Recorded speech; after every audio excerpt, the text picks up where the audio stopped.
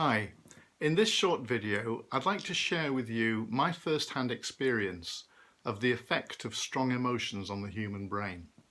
You may have seen in the previous couple of videos I talked about what I learned from the failure of my first marriage, and I'm picking events from my life, from my past, to illustrate things that I've learned from these various experiences and why they've shaped me. And now in my 60s I've reached a point where I feel very abundant in terms of emotional health and well-being. And I'm sharing these stories really so that you too can live a life free from stress and anxiety. And I'm picking cards from the Anxiety Freedom cards to illustrate my message in each of these videos. And the cards that I'm going to be using today, I'm going to use two of them. The first is emotions, and this is about the effect of strong emotions. Now, there are many things that we can say about emotions, that they are what motivate us. There are many positives to it. I'm not saying emotions are bad, but in this video I'm talking about how when we have very strong emotions, they affect our ability to think clearly. And we go into this typically black and white mode of thinking where everything becomes polarized. So that when we're angry, everything's right or it's wrong. There's no shades of grey. When we're frustrated, we want to mend it or destroy it. When we're in love, we want to be with them every minute of the day, or we hate their guts. When we're frightened, we just have to run away. It's extreme thinking.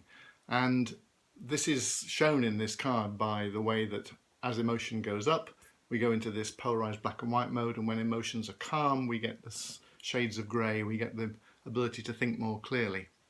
A rather cruel way of putting this is that strong emotions make human beings functionally stupid, but that upsets some people, so I don't always put it that way.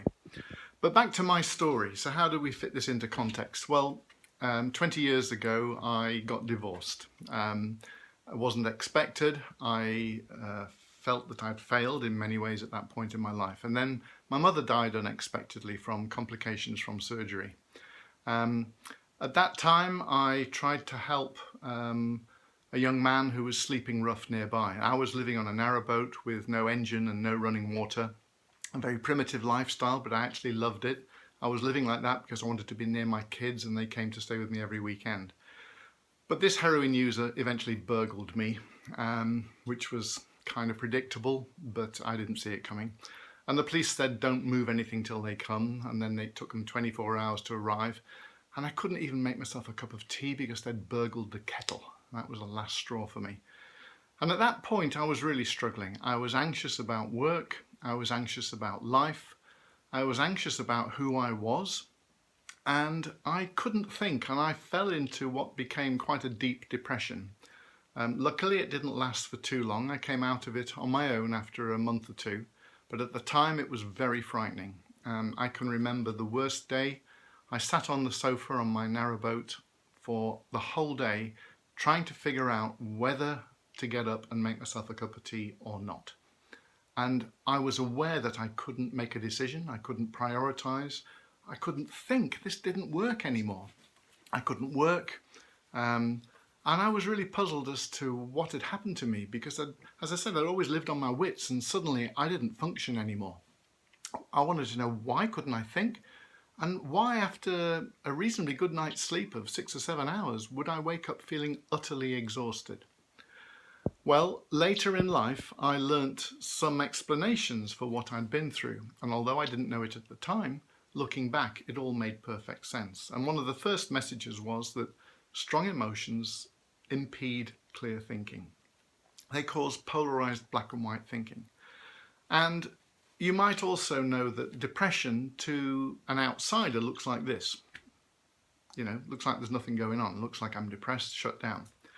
But inside, there's a whirlwind of anxiety and confusion and repetitive thoughts and like, what's happening to me? Why can't I get out of this? All that kind of stuff's going on internally. And I think that anxiety and depression are actually, they're very closely linked. And my work as a therapist has verified that.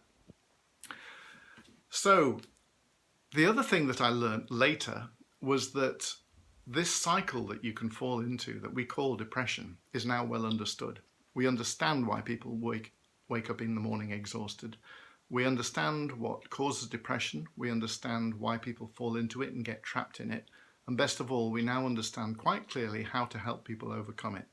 And when I learnt this, I decided to change my career, drop all of my past activities, retrain so that I could spread this message and help other people. Because when I was there, it was the worst experience I'd ever been through, and I wouldn't want anyone else to suffer like that.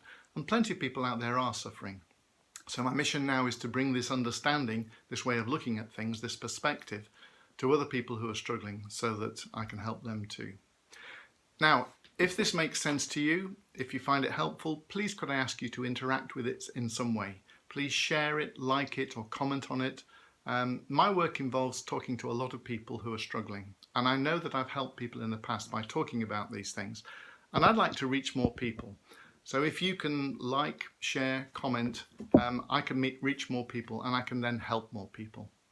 So just to summarize, we talked about emotions. We talked about a little bit about the role of emotions, the effect of strong emotions, the way that they can cause black and white thinking. And I linked it to this story of when I became depressed 20 years ago. And in a way, I'm grateful for that experience because I wouldn't be doing the work now that I really love if I hadn't been through it. Anyway, thank you very much for watching. Whatever else you're doing, don't forget to keep breathing.